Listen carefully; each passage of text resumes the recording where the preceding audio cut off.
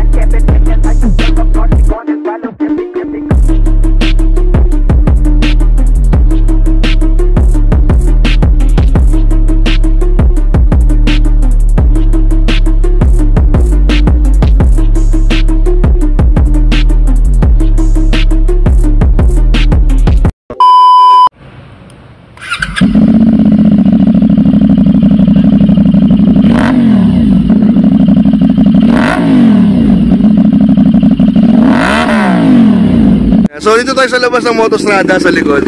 Kasi kaka first PMS, kaka change oil lang nitong 450 SR to. Grabe, naka 500 na agad siya. So follow nyo si sir sa YouTube, sa Facebook page, Ciao Romano. Lagay ko na lang dito ang link. So maraming salamat sir. So isa sir sa first batch na nakakuha nitong 450 SR. Grabe, sobrang ganda. Tignan nyo naman yung tsura oh. Kakaibang kakaiba siya.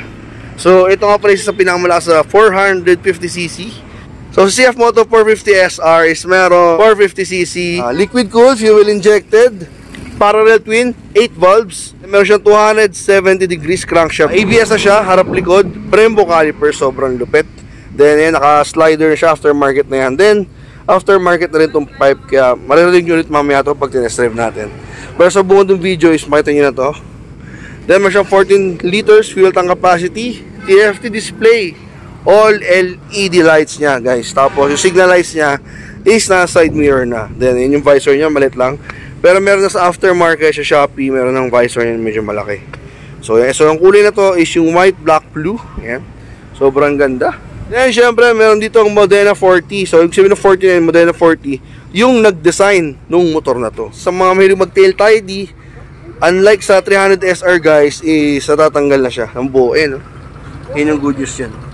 Tatanggal siya ng buo, tapos pwede siyang gawing sports bike lang dahil natatanggal siya yung foot peg nung angkasan. Kaso ang problema, paano yung tambutso? So, then syempre last review natin, hindi natin nabuksan yung unit. So ito, nabuksan na natin. So makikita natin yung TFT display. Sobrang lupit. Ayun no, ang ganda. So mapapakailan na natin.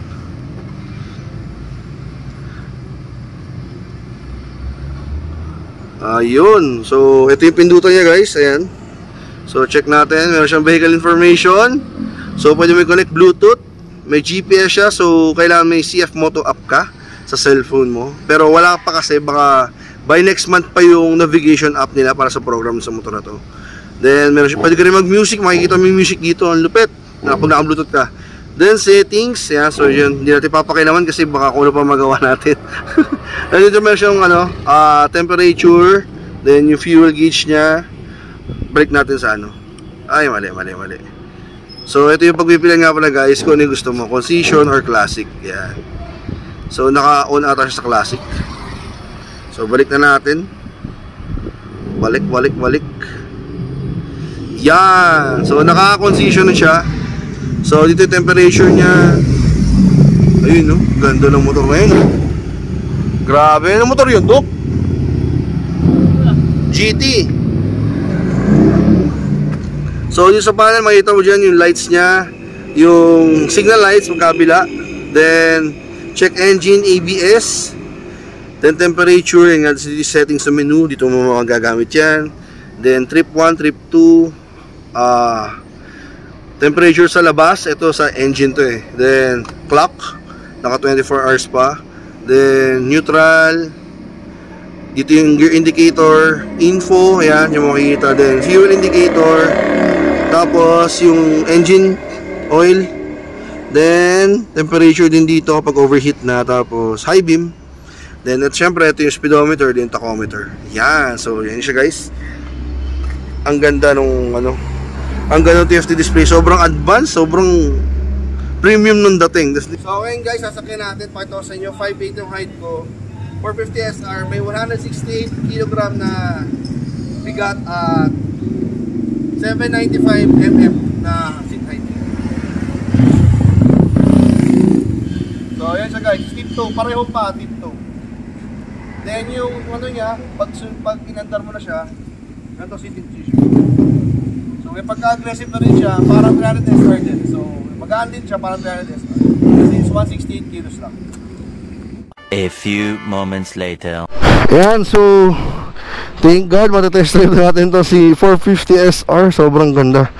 Ay, isa sa mga dream bike natin ngayon to. So CF Moto 450 SR. So 199,900 pesos lang meron ka ng 450cc na sobrang lupit. 8 bulbs to the crossplay to R7. Diba? Ay, thank you CF Moto. So thank you kay Sir Chow Romano. Thank you sir. Test drive ko muna ito, alaga mo. So dito tayo sa Caloocan, sa likod ng Motostrada. Huwag na, okay na. Ay mamaya papabideo ako. So ayan, test drive man din sa sigit-sigit ng mga kanto ng Caloocan. Hindi natin may hataw to. Yeah, sobrang sarap. So tiptoe tayo, parehong pa. Ayan. So para sa 300 SR lang din naman, kasi 10mm lang pagitan nila. Ito 790 ata, 795mm. So sobrang baba lang para sa sports bike. Sa mga pinakamababang sports bike to, no? So mataas pa R15. So siya, nakasubsub tayo. Yung subsub niya sakto lang. Masubsub pa rin yung dati ko sa SR, yung naka-handlebar. Dito kasi banda yun eh, no? So ito sakto lang talaga. Pan-truck talaga to ginagamit. So ito bagong change oil, kaya mas maganda takbo na to. Kasi hindi siya slide, ano siya, parang yung sa aeroplano, cockpit, ang ganda, no? Then push start siya talaga, hindi siya slide start. Ooh! Narinig mo yun guys? Ah, grabe. Ang lambot ng clutch kasi nga sleeper clutch to. Adjustable po. Ganda oh. Primera. Wow, grabe yung power.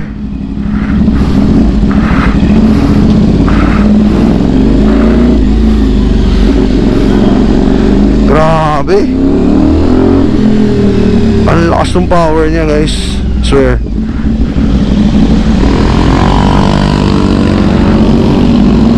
Woo! Ito yung Motostrada oh. Ang ganda, ang premium ng dating. Oh, stoplight agad. So medyo feeling ko talaga malalahat talaga likod dyan dito, kasi yuko talaga siya. Pero ang gaan niya kasi. Ayun, tunog oh. Oh.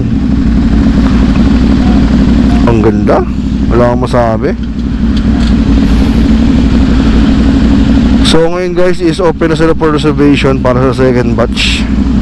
May mga parating na this coming month, this katapusan ng taon, parating ng second batch itong 450 SR. Oh, ang ganda. So ang dami natin na test drive ng motor, pero napahanga pa tayo ng performance ito. Hindi siya basta-basta 450cc. Ang ganda pa ng tunog oh. Woo! Yung suspension sakto lang.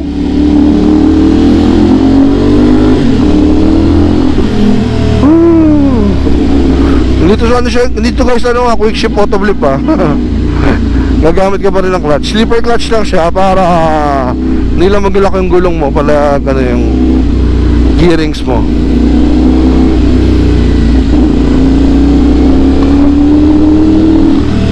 Ang sarap.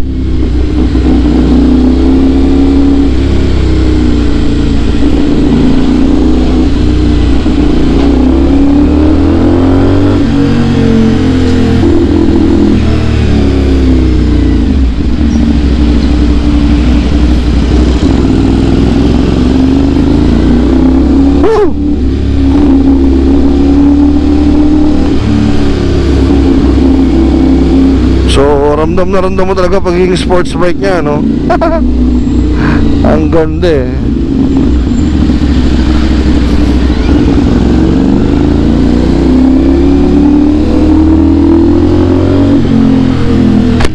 Yung handling niya sakto lang. Ang gaan. Eh wala, magaan yung motor mismo. Yung clutch, grabe talaga. Parang walang clutch siya. Ito yung hataw.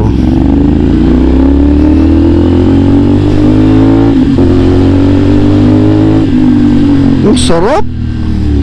Preno niya ang ganda. Woo! Wala akong masabi. Sobrang lupit ng bike na to. Yan. Hataw tayo dito.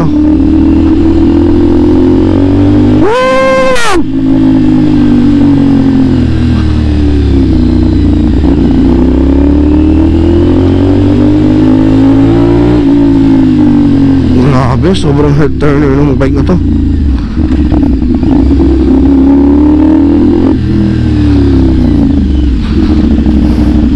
Parang sobrang lambot ng clutch siya, nakakailang.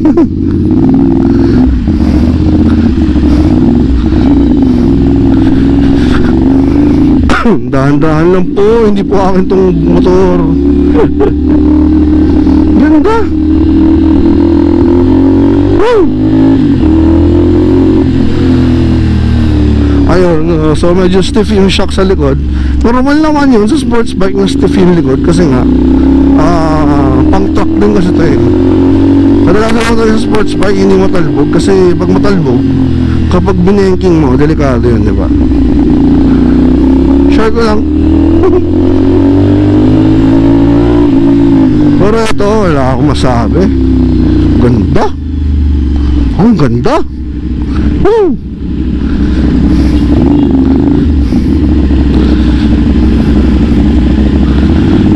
Solid.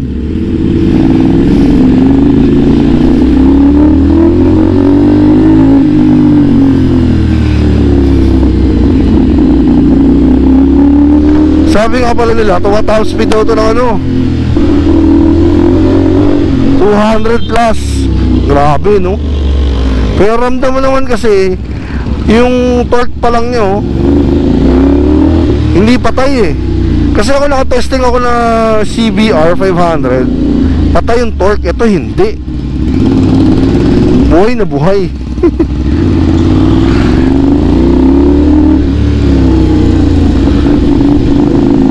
Sarap gamitin. So, tagal natin naghanap ng motor. Buti ay, saglit lang ako sa officer. Napakabait. Verdict natin dito sa ano, sobrang sulit. 450 SR, Chef Moto 450 SR, 299,900 pesos. May 450cc ka, 8 valves, parallel twin, liquid cool, fuel injected, ABS, Brembo calipers. Ano pa? Lahat nasa kanya na eh. Ang yun yung fan, no? TFT display, built-in navigation, Bluetooth. So parang siyang kotse, no? Yung TFT ng kotse. So yun, all goods to guys.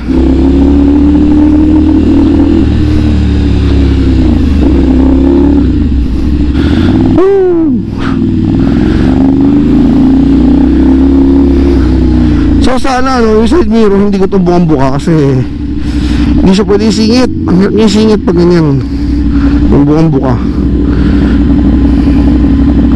Alanganin yan. So solid na natin.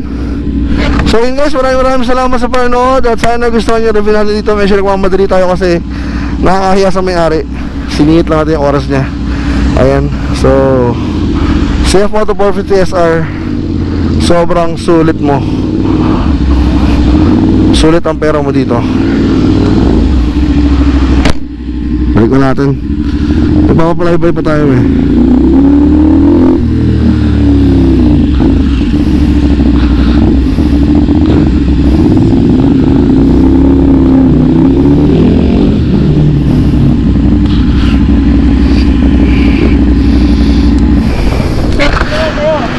Ayun, sobrang sarap. Grabe. Ang ganda. So, kung pwede lang. Ay, ito pala. Yeah. So yun guys, sobrang sulit. CF Moto 450 SR. Pili lang kayo.